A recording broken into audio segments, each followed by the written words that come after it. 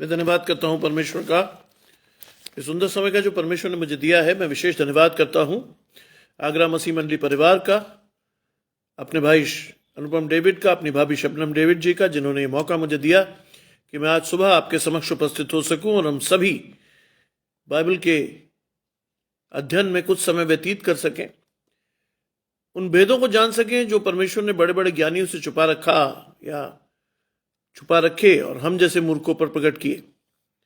आइए अपने अध्ययन को शुरू करने से पूर्व अपनी आंखों को बंद करेंगे, परमेश्वर से परमेश्वर के दान को मांगेंगे, पवित्र आत्मा के दान को मांगेंगे। परमेश्वर से कहेंगे, प्रभु जो वचन आप हमें देने पर हैं, उस वचन के द्वारा हम में से हर एक जन जो सुनता है आपके नजदीकी में जाने पाए, हमारे हृदय अधिकाई से खुलें और न सिर्फ खुलें बल्कि आपका वचन उसमें रोपा जाए, बोया जाए, 60, 100, 70 गुना फल लाकर हम दिखाने वाले हो कि हम परमेश्वर के हैं। आइए हम प्रार्थना करें। तमाम आशीषों के देने वाले परमेश्वर यीशु मसीह में हमारे बाप और खुदा, हम धन्यवाद करते हैं इस सुंदर अवसर के लिए जो कि आपने हमें दिया है। हम इस योग्य नहीं थे प्रभु कि आज के दिन को देखते भी, लेकिन आपने आज के दिन को न सिर्फ दिखाया बल्कि दिन के हिस्से तक पहुंचाया। प्रभु आने वाले दिन में प्रभु आप हमारी रक्षा करें, हमें संभालें, आपकी नजदीकी में बने रहें प्रभु, और आपके पीछे चलकर हर तरह से प्रभु आपकी सुरक्षा को, आपकी सुरक्षा की ढाल को अपने जीवन में महसूस करने वाले हों। इस वचन के द्वारा हम सभी आशीषित हों। सब कुछ मांग लेते हैं आपके प्रिय पुत्र यीशु मसीह के नाम से, सुने और ग्रहण करें, आमीन। आइए मेरे साथ निकाल लें भजन संहिता 34 और उसका 11 से 22 पद। Psalm 34 verses 11 to 22, जहां लिखा है, हे लड़कों आओ मेरी सुनो, मैं तुमको यहोवा का भय मानना सिखाऊंगा। वो कौन मनुष्य है जो जीवन की इच्छा रखता और दीर्घायु चाहता है ताकि भलाई देखे। अपनी जीभ को बुराई से रोक रख और अपने मुंह की चौकसी कर, ताकि उससे छल की कोई बात न निकले। बुराई को छोड़ और भलाई कर, मेल को ढूंढ और उसी का पीछा कर। यहोवा की आंखें धर्मियों पर लगी रहती हैं, उसके कान भी उसकी दुहाई पर लगे रहते हैं। यहोवा बुराई करने वालों के विमुख रहता है ताकि उनका स्मरण पृथ्वी पर से मिटा डाले। धर्मी दुहाई देते हैं और यहोवा सुनता है और उनको सब विपत्तियों से छुड़ाता है। यहोवा टूटे मन वालों के समीप रहता है और पिसे हुओं का उद्धार करता है। धर्मी पर बहुत सी विपत्तियां पड़ती तो हैं, परंतु यहोवा उन सबको उनसे मुक्त करता है। वे उसकी हड्डी हड्डी की रक्षा करता है और उनमें से एक भी टूटने नहीं पाती। दुष्ट अपनी बुराई के द्वारा मारा जाएगा और धर्मी के बैरी दोषी ठहरेंगे। यहोवा अपने दासों का प्राण मोल लेकर बचा लेता है और जितने उसके शरणागत हैं उनमें से कोई भी दोषी न ठहरेगा। ये परमेश्वर का वचन है। परमेश्वर का धन्यवाद हो। आज सुबह के इस अवसर में जब मैं बाइबल का अध्ययन करने के लिए बाइबल खोल रहा था तो भजन 34 मेरे सामने खुला और परमेश्वर की अगुवाई हुई कि ये वाला हिस्सा, क्योंकि उससे पहले वाला हिस्सा मैं एक जगह बोल चुका हूं, ये वाला हिस्सा मैं शेयर करूं आपके साथ, आप सभी लोगों के साथ, कि हम सभी इसको सुनकर अपने जीवन में उतारने वाले। भजनकार कहता है, हे लड़कों आओ मेरी सुनो, मैं तुमको यहोवा का भय मानना सिखाऊंगा। सबसे पहली चीज जो इस आयत में हमें सीखनी है वो है मेरी सुनो। आज हम बोलने में तो बहुत उतावले हैं, अपनी बात कहने में हम पूरा जोर लगा देते हैं, लेकिन शायद हम सुनना नहीं चाहते। लेकिन बाइबल कहती है कि तुम्हें बोलने में धीमा और सुनने में तेज होना चाहिए। हम बोलने में तेज होते हैं लेकिन सुनने में बहुत धीमे होते हैं। आज भजनकार दाऊद हमें कहता है, हे लड़कों आओ मेरी सुनो, मैं तुमको यहोवा का भय मानना सिखाऊंगा। जब तक हम सुनेंगे नहीं तब तक हम यहोवा का भय मानना सीखेंगे भी नहीं। आज इंपॉर्टेंट है कि मैं और आप परमेश्वर के वचन को न सिर्फ पढ़ें, बल्कि परमेश्वर के खोजियों से, परमेश्वर के प्रीचर्स से, परमेश्वर के एवेंजलिस्ट से वचन को ध्यान से सुने, जिससे कि वचन हमारे जीवनों में घर कर सके, वचन हमारे जीवनों में अपना काम कर सके। ये पहली स्टेज है जिसमें एक विश्वासी से परमेश्वर चाहता है कि वो वचन को सुनकर उसे अपने जीवन में ग्रहण कर सके। और वो कहता है कि वो कौन मनुष्य है जो जीवन की इच्छा रखता है और दीर्घायु चाहता है ताकि भलाई देखे। हम सभी चाहते हैं, हम सभी चाहते हैं कि हमारे जीवन को परमेश्वर लंबा करे, स्वस्थ रखे, हम निरोग रखे परमेश्वर। और ये सभी हम प्रार्थना करते हैं कि प्रभु हमें हर प्रकार के रोग, परेशानी, दुख से बचाए रखें। और वो कहता है कि वो कौन मनुष्य है जो जीवन की इच्छा रखता है और दीर्घायु चाहता है ताकि भलाई देखे। बाइबल में अगर आप देखें तो बाइबल में आप पाएंगे कि दो तरह के लोगों को परमेश्वर लंबी आयु देता है। एक वो जो बहुत ज्यादा पापी होता है, जिससे कि वो किसी ना किसी स्टेज पे जाके तौबा करे और परमेश्वर से परमेश्वर की रिपेंटेंस को हासिल करे। दूसरा वो जो भला मनुष्य है, परमेश्वर उसे दीर्घायु देता है ताकि वो भलाई देखे, अपने परिवार को आगे बढ़ते देखे, फलता फूलता तरक्की करता हुआ देखे। और भजनकार कहता है कि वो कौन मनुष्य है जो जीवन की इच्छा रखता है। हम सभी जीवन की इच्छा रखते हैं, हम सभी दीर्घायु की इच्छा रखते हैं, और हम सभी चाहते हैं कि हम अपने जीवन में अपने परिवार को बढ़ता फलता फूलता तरक्की करता हुआ देखें। और अगर हम ऐसा चाहते हैं तो हमें क्या करना है? अगली आयत कहती है, अपनी जीभ को बुराई से रोक रख। ये सुनने में बहुत आसान है, लेकिन करने में बहुत ही मुश्किल। अपनी जीभ को बुराई से रोक रख। बाइबल में लिखा है कि जीभ वो अंग है जो जंगल में आग लगा सकती है। जीभ वो अंग है जो भाई को भाई से लड़ा सकती है। जीभ वो अंग है जो हमारे अंदर बैर उत्पन्न कर देती है। जीभ वो अंग है जो बड़े से बड़े युद्ध को भी अंजाम दे सकती है। कब? जब हम अपने जीभ से लोगों की बुराई करेंगे, निंदा करेंगे, बैरभाव रखेंगे। ये सारी चीजें हमें परमेश्वर से दूर ले जाती हैं। इसलिए भजनकार कहता है कि अगर आप दीर्घायु चाहते हैं तो अपनी जीभ को बुराई से रोके रखें। That is exactly what that God wants us to do. मैं और आप अपने आप से ये नहीं कर सकते। अगर मुझे और आपको अगर अपने आप से ये करना है तो उसके लिए आवश्यक है कि मैं और आप पहले पवित्र आत्मा के साथ अपने आप को जोड़ें, पवित्र आत्मा के साथ अपने आप को देखें, पवित्र आत्मा को से विनती करें कि प्रभु मेरे जीवन का निर्देशन अपने हाथ में ले ले। और उसके बाद हम परमेश्वर से कहें, प्रभु मेरी जीभ को बुराई से रोक रख। क्योंकि बाइबल में लिखा मनुष्य से तो ये हो नहीं सकता, लेकिन परमेश्वर से हो सकता है। हम चाहकर भी नहीं कर सकते, लेकिन परमेश्वर कर सकता है। परमेश्वर का पवित्र आत्मा हमारे जीवन में है तो वो कर सकता है। क्योंकि मैं और आप क्या हैं? मैं और आप बाइबल के अनुसार परमेश्वर के मंदिर हैं। परमेश्वर का पवित्र आत्मा हमारे जीवन में आता है, रहता है, वास करता है, चलता फिरता है और अपने काम करता है। लेकिन कब?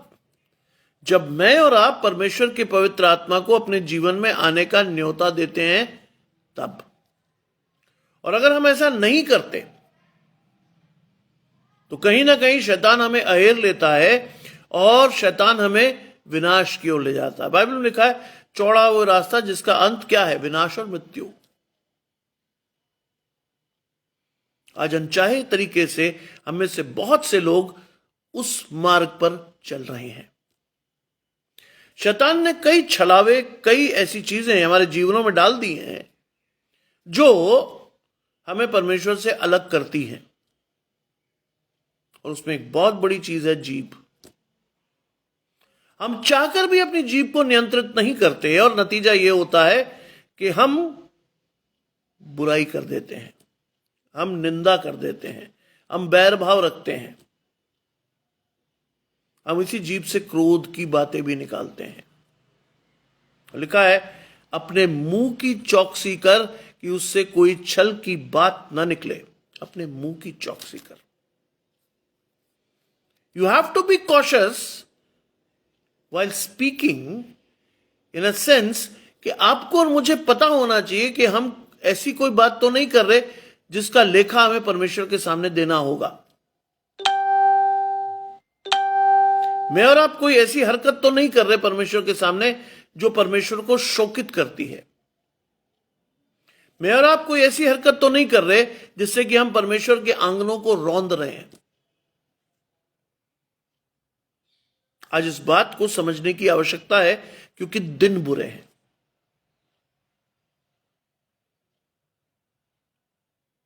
मुझे और आपको यह बात जाननी इसलिए जरूरी है क्योंकि आप और मैं वास्तव में अगर परमेश्वर के हैं तो ये बातें मेरे चित्त पर चढ़ जानी चाहिए, जिससे कि मैं परमेश्वर की भली भावती और सिद्ध इच्छा को अपने जीवन से पूरी कर सकूं। लोग मुझे देखकर यह जान सके कि मैं परमेश्वर का हूं। ऐसा ना हो कि लोग मुझे देखकर अपने कानों को हाथ लगाएं कि किसका नाम लिया, किसकी बात की। आज बाइबल क्या कहती है? बड़े धन से अच्छा नाम अधिक चाहने योग्य है और सोने चांदी से दूसरों की प्रसन्नता उत्तम है। इसलिए लिखा है बाइबल में, अगली आयत कहती है, बुराई को छोड़ और भलाई कर, मेल को ढूंढ और उसी का पीछा कर। बुराई को छोड़ आसान है? नहीं। सबने पाप किया और परमेश्वर की महिमा से रहित है। बुराई को छोड़।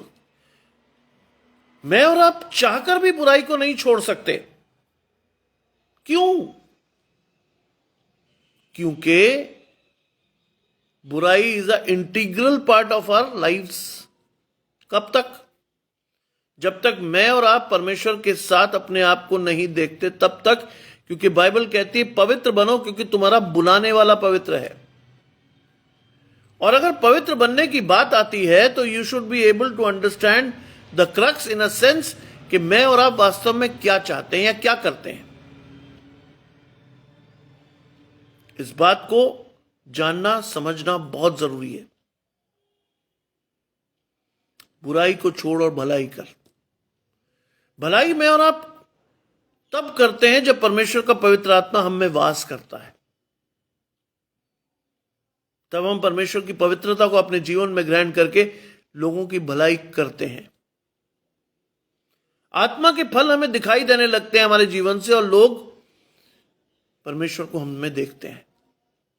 और वो कहता है, मेल को ढूंढ और उसी का पीछा कर। धन्य है वे जो मेल कराने वाले हैं क्योंकि वो परमेश्वर को देखेंगे। उसी का पीछा कर।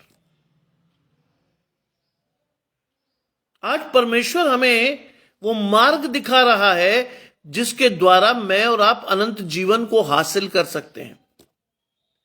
This is the way you should be in. इस रास्ते पर आपको और मुझे चलना है क्योंकि वो कहता है, मैं तुम्हें यहोवा का भय मानना सिखाऊंगा। क्या लिखता है नीति वचन में? यहोवा का भय मानना क्या है? बुद्धि का मूल। अगर आप चाहते हैं कि आपके पास बुद्धि हो, परमेश्वर की सी समझ हो, परमेश्वर की सी आत्मा आपके जीवन में हो, तो क्या करें? The first and the foremost thing is Jehovah का भय माने।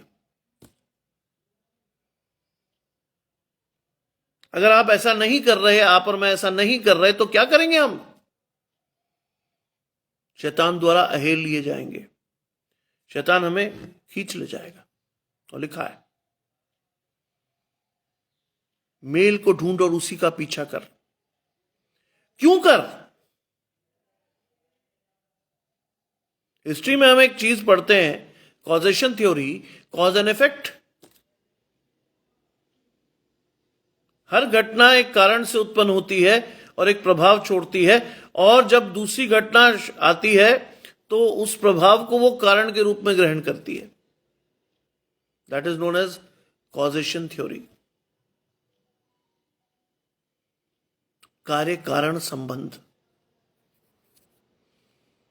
और यहां लिखा है कि उसी का पीछे कर। क्यों कर? क्योंकि यहोवा की आंखें धर्मियों पर लगी रहती हैं। यहोवा की आंखें धर्मियों पर लगी रहती हैं।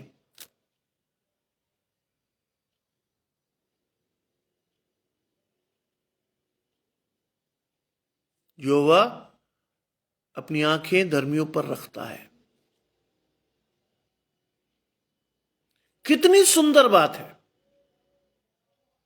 कि अगर मैं और आप वास्तव में परमेश्वर के साथ अपने आप को देखना चाहते हैं, तो इन सारी चीजों को अगर हम करते हैं तो यहोवा की आंखें मेरे और आप पर रहेंगी कि हम क्या कर रहे हैं, शैतान के हमलों से हमें कैसे बचाना है। और लिखता है, उसके कान उनकी दुहाई की ओर लगे रहते हैं। परमेश्वर के कान धर्मियों की दुहाई की ओर लगे रहते हैं। क्यों लिखता है वचनकार कि धर्मी 100 बार भी गिरे तो भी परमेश्वर उसे उठा खड़ा करता है? क्योंकि धर्मियों की दुहाई की ओर परमेश्वर के कान रहते हैं, इसलिए परमेश्वर उठाता है।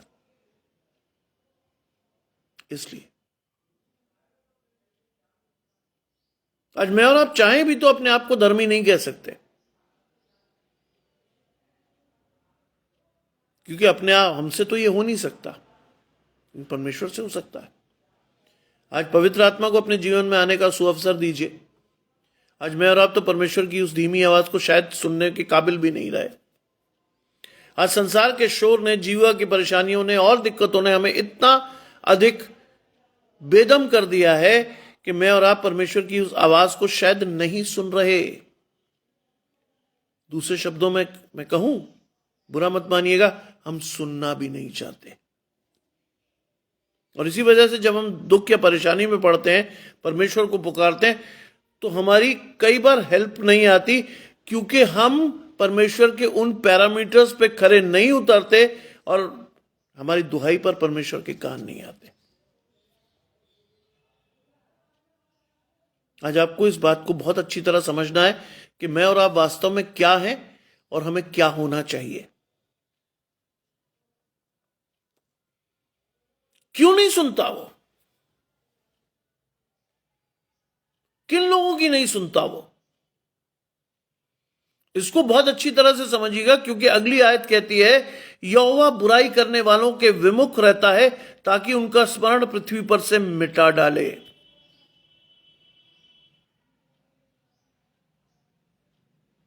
दुहाई की ओर कान नहीं लगते परमेश्वर के। क्यों? क्योंकि वो बुराई करने में लगे रहते हैं। और लिखा है कि वो बुराई करने वालों के विमुख रहता है ताकि उनका स्मरण पृथ्वी पर से मिटा दे। भजनकार क्या लिखता है पहले भजन में, कि निश्चय तू उन्हें फिसलने स्थानों पर रखता है ताकि वो गिरे और सत्यानाश हो जाए।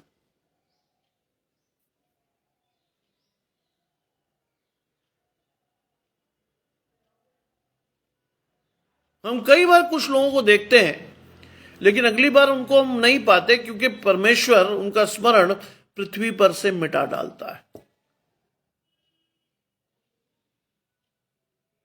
इसलिए इस बात का ध्यान रखें कि हमें और आपको अपने मुंह की चौकसी रखनी है कि उनमें से कोई बुराई की बात नहीं निकले। बाइबल में लिखा है, यथासंभव वही जिससे लोगों का भला होता है। इसलिए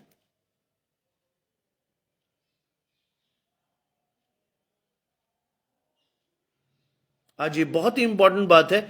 देखने और सुनने में तो बहुत हल्की है, लेकिन अगर आप अपने जीवनों में इस चीज को उतारेंगे तो यू विल अंडरस्टैंड कि मैं आपसे क्या कह रहा हूं।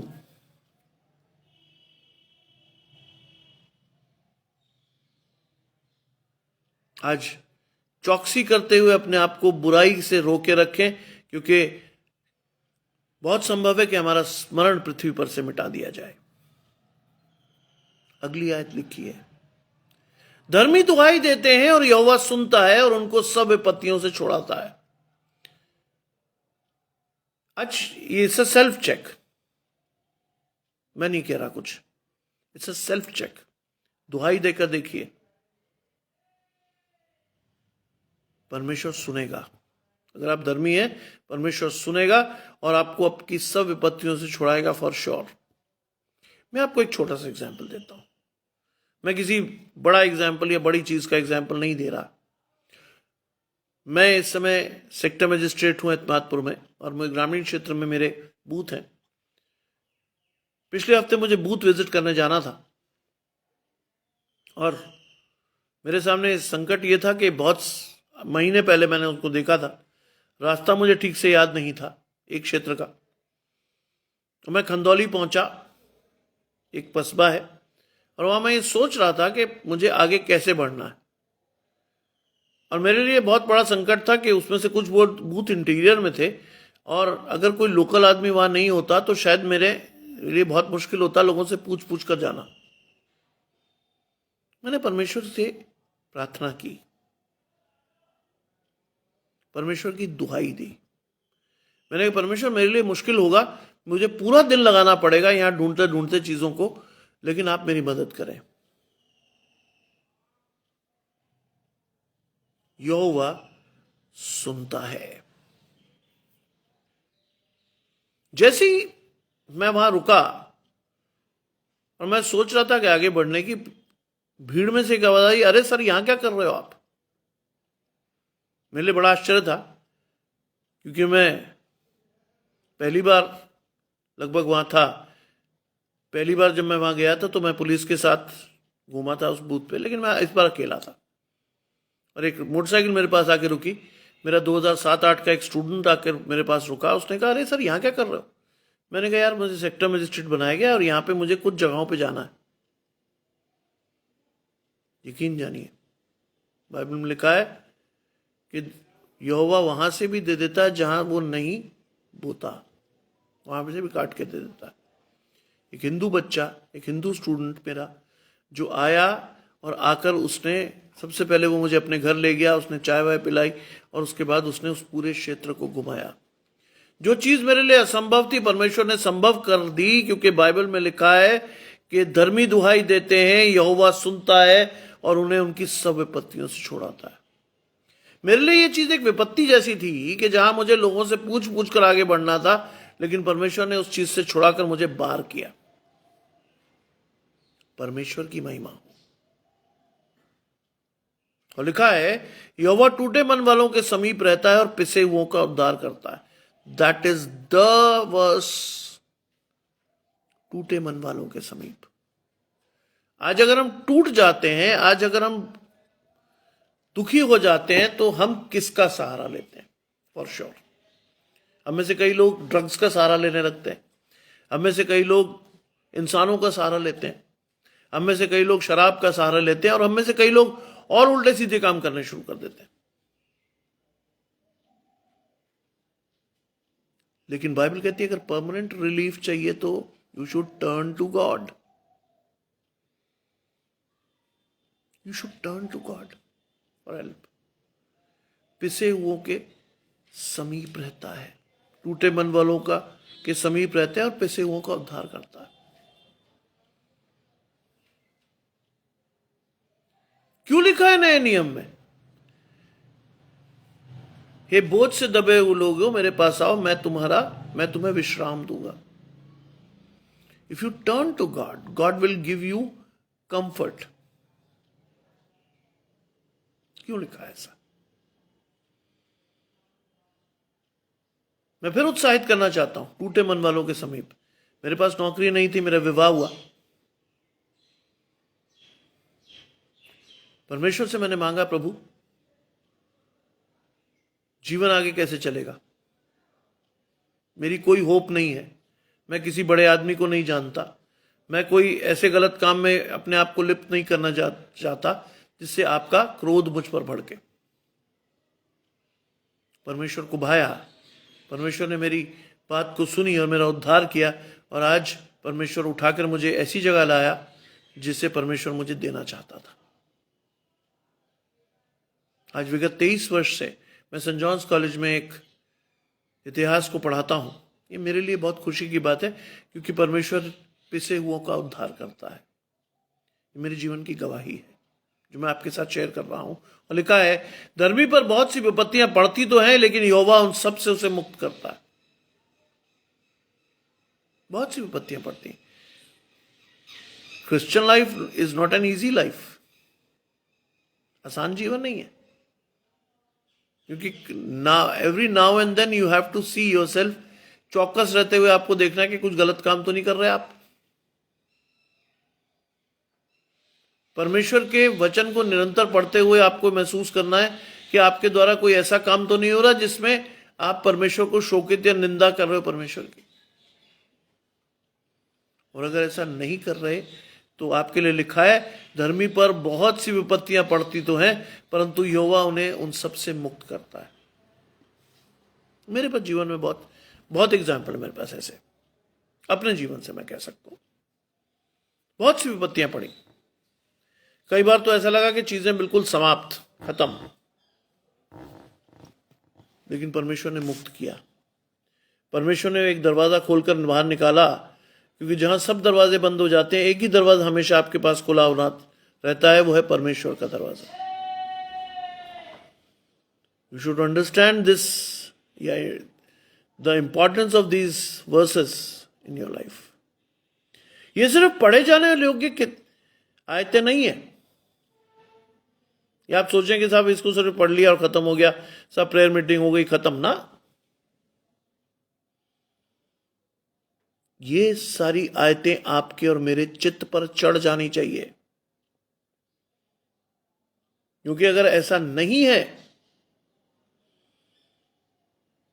तो मैं और आप बाइबल की उस आयत के अनुसार अपने आप को देखें कि तूने अपना मुंह स्वाभाविक दर्पण में देखा और तू भूल गया कि तू कैसा था। आज आपको और मुझे वास्तव में अपनी स्थिति का नहीं पता। आज हम चीजों को देखते तो हैं, समझते हैं, लेकिन भूल जाते हैं हम कैसे थे, कि हमें कैसा होना चाहिए। You have to be very sure about yourself. लिखा है, बहुत सी विपत्तियां पड़ती है, लेकिन यहोवा उनको सबसे मुक्त करता है। अगली आयत और ज्यादा स्पेसिफिक है। वो उनकी हड्डी हड्डी की रक्षा करता है और उनमें से एक भी टूटने नहीं पाती। यहां परमेश्वर स्पेसिफिक हो गया है, हड्डी हड्डी की रक्षा। हम आप तो डरते रहते हैं जिंदगी में। बाइबल में यह भी लिखा है, तुम्हारे सिर के बाल भी गिने हुए हैं, उनमें से एक भी मेरी इच्छा के बगैर टूटने नहीं पाता।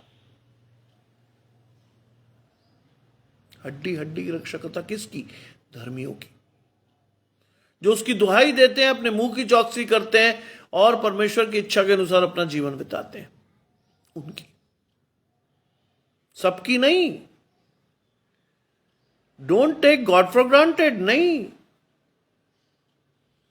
हम परमेश्वर को कई बार ग्रांटेड ले लेते हैं। हाँ जी, परमेश्वर तो सब कुछ जानता है ना?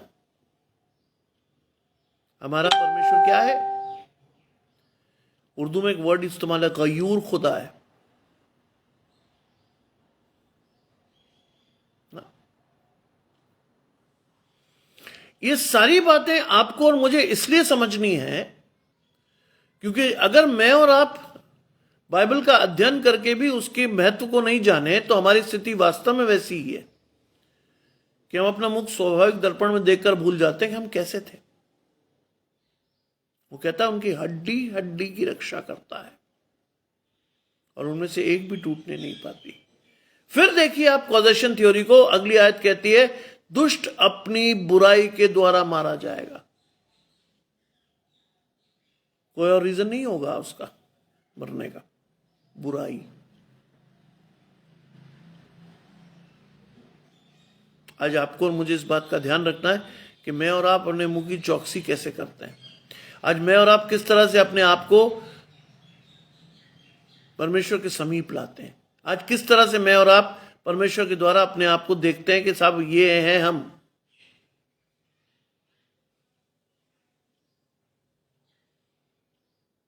आज ये सब चीजें आपको और मुझे समझनी है। दुष्ट अपनी बुराई के द्वारा मारा जाएगा और धर्मी के बैरी दोषी ठहरेंगे। हमेशा याद रखिए, मेरे पिताजी ने मुझे सिखाया और बहुत इंपॉर्टेंट है कि किसी भी गरीब, मजलूम या कमजोर इंसान के ऊपर कभी भी अत्याचार मत करो, कभी उसे बुरा मत कहो, कभी उसका उपहास मत उड़ाओ, क्योंकि वो अकेला नहीं होता है। आपको लगता तो है वो अकेला है, आपको लगता है आप उसे दबा लोगे, आपको लगता है कि आपके द्वारा कहे गए वचनों का वो प्रतिरोध नहीं करेगा, लेकिन कौन है उसके पीछे? परमेश्वर उसके पीछे खड़ा होकर लड़ता है आपसे। इसलिए नेक्स्ट टाइम अगर आप किसी ऐसे व्यक्ति के बारे में या किसी ऐसे व्यक्ति को डांटो, चिल्लाओ, अपमानित करो, तो ये समझ लेना कि परमेश्वर उसके पीछे खड़ा है।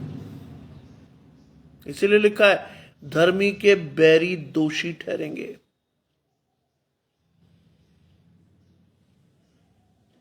ये बात मुझे शुरू से सिखाई गई कि कभी भी किसी गरीब को बेइज्जत मत करो। हो सकता है वो तुमसे बहुत अच्छा हो चरित्र में। दूसरी चीज जो मैंने अपने पिताजी से सीखी, अपने नाना से सीखी, अपने दादा से सीखी, हर एक को अपने से अच्छा समझो। हर एक को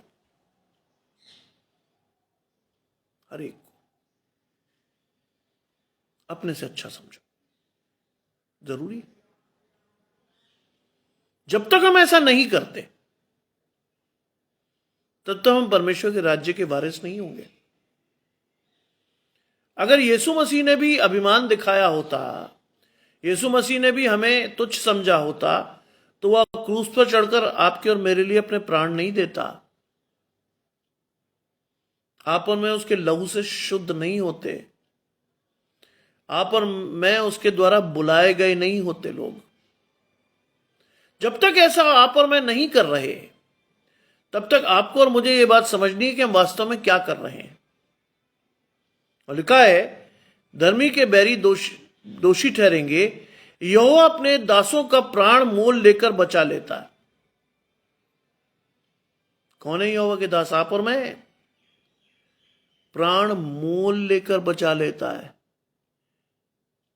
कौन सा मोल?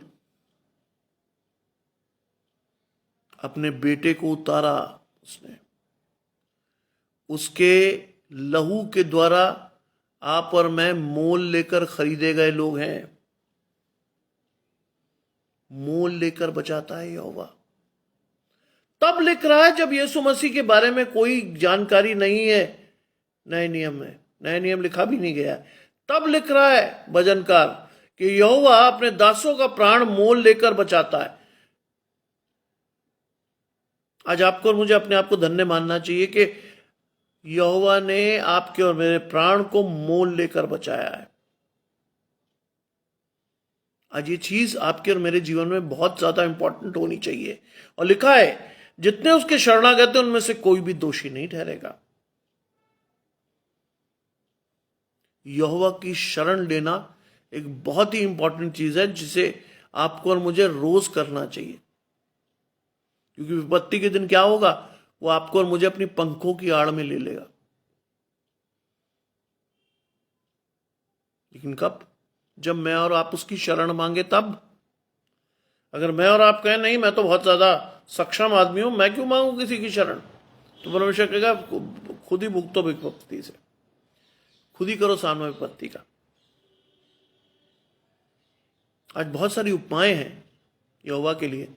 संकट में अति सहज से मिलने वाला सहायक, पंखों की आड़ में शरण देता हुआ यहोवा। लेकिन मैं और आप आज भी उसके महत्व को नहीं समझ पा रहे। आज भी उपवास काल के दिन हमारे यहां निकल रहे हैं, लेकिन शायद मैं और आप अपने ढिठाई के पापों में इतने ज्यादा लिप्त हैं कि मैं और आप वास्तव में परमेश्वर की बात को अपने जीवन में उतरने नहीं दे रहे। आज आवश्यक है कि मैं और आप परमेश्वर को अपने जीवन में देखें और हमारे द्वारा लोग देखें और हमारे फलों को देखकर पहचानने वाले हों कि हम परमेश्वर के हैं। इस विश्वास के साथ आज का दिन मैं चाहता हूं कि आप सभी का शुभ हो और हम बड़े विश्वास से हम आगे बढ़ते रहें, पर विश्वास में आगे बढ़ते रहें और परमेश्वर के साथ अपने आप को देखने वाले हों। आइए प्रार्थना करें। तमाम आशीषों के देने वाले परमेश्वर यीशु मसीह में हमारे बाप और खुदा, हम धन्यवाद करते हैं सुंदर अवसर के लिए जो कि आपने हमें दिया है। हम इस योग्य नहीं थे प्रभु के आज के जीवन में अपने आप को देखते भी, लेकिन आपने आज के जीवन में न सिर्फ हमें अपने आप को दिखाया बल्कि हमें जांचने का एक अवसर मिला और इस जांच के अनुसार अपने आप को हम सुधारें, अपने आपके पवित्र आत्मा को अपने जीवन मिले और विश्वास के साथ हम जीवन में आगे बढ़ने वाले हों। और आपसे क्या मांगे, आप हमारे मांगने से पहले ही जानते हैं। यदि हमने कुछ अधिक मांग लिया है तो क्षमा करें, यदि मांगने से चूक गए तो अवश्य दें। आज का दिन हम सबों के लिए मुबारक ठहरे, यीशु मसीह के नाम से मांगते हैं, आमीन। आपको मेरे और मेरे परिवार की ओर से जय मसीह की।